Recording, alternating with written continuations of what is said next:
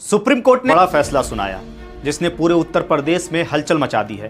Court ने धर्मांतरण रोधी कानून के तहत दर्ज कई एफआईआर को रद्द कर दिया है। यानी जिन लोगों पर आरोप था कि उन्होंने हिंदुओं को ईसाई धर्म में बदलने की कोशिश की, उनके खिलाफ दर्ज कई मुकदमे अब खत्म कर दिए गए हैं। कोर्ट ने साफ कहा है कि आपराधिक कानून किसी निर्दोष को परेशान करने का हथियार नहीं बन सकते। सुप्रीम कोर्ट ने शुक्रवार यानी कि 17 अक्टूबर 2025 को एक बड़ा फैसला सुनाया जिसने पूरे उत्तर प्रदेश में हलचल मचा दी है। कोर्ट ने धर्मांतरण रोधी कानून के तहत दर्ज कई एफआईआर को रद्द कर दिया है। यानी जिन लोगों पर आरोप था कि उन्होंने हिंदुओं को ईसाई धर्म में बदलने की कोशिश की, उनके खिलाफ दर्ज कई मुकदमे अब खत्म कर दिए गए हैं। कोर्ट ने साफ कहा है कि आपराधिक कानून किसी निर्दोष को परेशान करने का हथियार नहीं बन सकता है। पूरा मामला क्या है, चलिए आपको बताते हैं। दरअसल यह फैसला 2 जजों की बेंच ने दिया है, जस्टिस जेबी पाद्रीवाला और जस्टिस मनोज मिश्रा ने। दोनों ने कहा है कि ये एफआईआर कानूनी और प्रक्रियागत दोनों ही स्तर पर गलत थी। इनमें कोई ठोस सबूत नहीं था कि किसी को जबरन या लालच देकर के धर्म बदलवाया गया है। कोर्ट ने कहा कि अगर ऐसे ही मामलों में बिना सबूत लोगों को फंसाया जाएगा तो यह न्याय नहीं बल्कि न्याय का मजाक होगा। दरअसल यह मामला उत्तर प्रदेश के फतेहपुर जिले से जुड़ा था। यहाँ Sam Higginbottom university of agriculture technology and sciences के कुलपति राजेंद्र बिहारी लाल और कुछ अन्य लोगों पर धर्मांतरण का आरोप लगा करके एफआईआर दर्ज कराई गई थी। आरोप था कि इन्होंने लोगों को पैसे और लालच दे करके ईसाई धर्म अपनाने को कहा, लेकिन सुप्रीम कोर्ट ने जांच के बाद पाया कि किसी भी शिकायतकर्ता ने खुद नहीं कहा कि उनका धर्म बदला गया है। कोर्ट ने अपने 158 पन्नों के फैसलों में साफ कहा कि एफआईआर दर्ज करने में कई गड़बड़ियां थीं। ना तो कोई असली पीड़ित सामने आया, ना ही कोई गवाह जिसने घटना देखी हो। कोर्ट ने कहा पुलिस किसी तीसरे व्यक्ति के कहने पर ऐसे गंभीर मामलों में एफआईआर दर्ज नहीं कर सकती, खासकर जब खुद कोई पीड़ित शिकायत ना करे।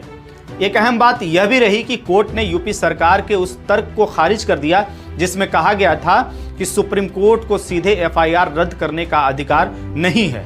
कोर्ट ने कहा कि संविधान के अनुच्छेद 32 के तहत यह अदालत किसी भी नागरिक के मौलिक अधिकारों की रक्षा करने की जिम्मेदारी रखती है और अगर किसी व्यक्ति को गलत तरीके से फंसाया जा रहा है तो सुप्रीम कोर्ट सीधे हस्तक्षेप कर सकती है। कोर्ट ने कहा कि जब संविधान ने सुप्रीम कोर्ट को मौलिक अधिकारों का संरक्षक बनाया है तो उसे ऐसे मामलों में चुप नहीं रहना चाहिए। जब किसी का बुनियादी अधिकार खतरे में हो तो अदालत को राहत देनी ही चाहिए। फैसले में सुप्रीम कोर्ट ने यह भी बताया कि इन एफआईआर में एक जैसी बातें बार बार दोहराई गईं। कई शिकायतें तो एक ही घटना को लेकर के दर्ज की गई थी। कोर्ट ने कहा कि एक ही घटना के लिए कई एफआईआर दर्ज करना कानून की प्रक्रिया का दुरुपयोग है।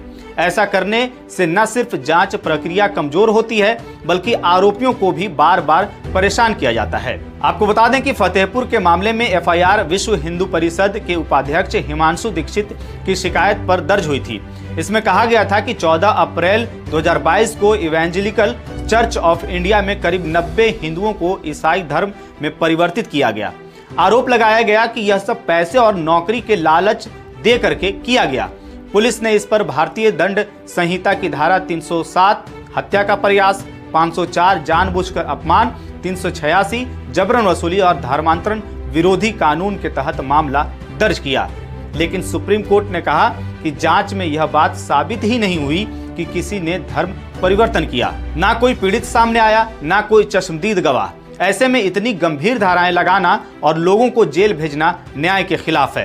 कोर्ट ने कहा कि कानून का मतलब न्याय होना चाहिए, डर नहीं। अगर कानून का इस्तेमाल किसी निर्दोष को डराने या फंसाने के लिए किया जा रहा है तो यह संविधान की आत्मा के खिलाफ है।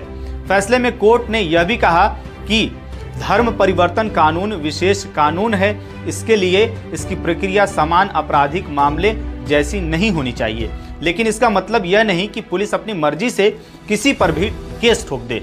कानून का पालन करना जरूरी है, ना कि उसका गलत इस्तेमाल। कोर्ट ने कहा कि अगर किसी घटना के सबूत नहीं है तो सिर्फ अफवाहों या राजनीतिक दबाव में आकर किसी को अपराधी नहीं ठहराया जा सकता। सुप्रीम कोर्ट ने यूपी पुलिस को भी चेतावनी दी कि भविष्य में ऐसे मामलों पर सावधानी बरती जाए ताकि निर्दोष लोगों को परेशानी ना हो। इस फैसले के बाद उत्तर प्रदेश का धर्मांतरण रोधी कानून फिर से चर्चा में आ गया है। कई लोगों का कहना है कि यह कानून अक्सर राजनीतिक या व्यक्तिगत दुश्मनी के लिए इस्तेमाल किया जाता है। जबकि कुछ लोग मानते हैं कि धर्म परिवर्तन पर रोक लगाने के लिए यह कानून जरूरी है। इस फैसले के बाद अब उत्तर प्रदेश में दर्ज कई ऐसे केसों की जांच फिर से शुरू हो सकती है जो इसी तरह के आरोपों पर आधारित हैं। सुप्रीम कोर्ट के इस फैसले ने साफ कर दिया है कि कोई भी केस सिर्फ सुनी सुनाई बातों पर दर्ज नहीं किया जा सकता है। कुल मिलाकर के सुप्रीम कोर्ट ने यह संदेश दिया है कि धर्म, आस्था और विश्वास से ये सब व्यक्तिगत अधिकार हैं।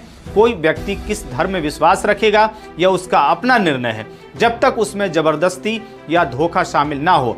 अगर कोई व्यक्ति खुद की इच्छा से धर्म बदलना चाहता है तो आप सभी को जय मसीह की दोस्तों, मेरा नाम है रोहित कुमार। आप देख रहे हैं मसीह न्यूज़ टाल के चैनल के माध्यम से, और प्रभु के मीठे वचनों और प्रभु के नामों में आपका स्वागत करता हूं। दोस्तों, आपने वीडियो के पहले देखा होगा कि कैसे सुप्रीम कोर्ट ने मसीही लोगों के लिए बहुत बड़ी खुशखबरी लेके आ गए।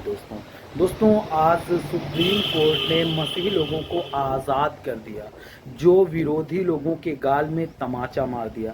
क्योंकि दोस्तों, जो लोग आज हमारे चर्च में, हमारे धर्म स्थल पे आ कर के अटैक किया करते थे, तरह तरह का ब्लेम लगा करके हमको मारा करते थे, पीटा करते थे, तो मेरे प्यारों आज वो काम सुप्रीम कोर्ट ने साफ कर दिया कि अब कोई भी विरोधी हमारे चर्च में आकर के हमला नहीं कर पाएगा, ना ही कोई विरोधी कभी भी हमसे टकराएगा। क्योंकि मेरे प्यारों आज मसीही लोगों को बहुत ही ज़्यादा सताया जा रहा है, मसीही लोगों को बार बार टारगेट किया जा रहा है। जो धर्म परिवर्तन की याचिका सुप्रीम कोर्ट में दायर की गई थी, एक नए कानून लाने की, उसको सुप्रीम कोर्ट ने खारिज कर दिया और दोस्तों मसीही लोगों के लिए बहुत ही इम्पोर्टेंट बातें हैं, और सभी मसीही लोगों से कहना चाहता हूं कि खुशी से झूमो और उठो, क्योंकि परमेश्वर आपके लिए है। परमेश्वर कहता है कि मैं तुम्हारे सत्य के लिए लड़ाई लड़ता रहूँगा, मैं तुम्हें बहुत सारी मुसीबतों से छुटकारा दिलाता रहूँगा, मैं तुम्हारे जीवन की हर एक मुसीबतों से आज़ाद कर दूंगा। तो जितने मेरे मसीह भाई बहनें, आप सभी लोगों को जय मसीह की दोस्तों। God bless you all of you, आमीन। नेक्स्ट वीडियो मिलता हूँ दोस्तों।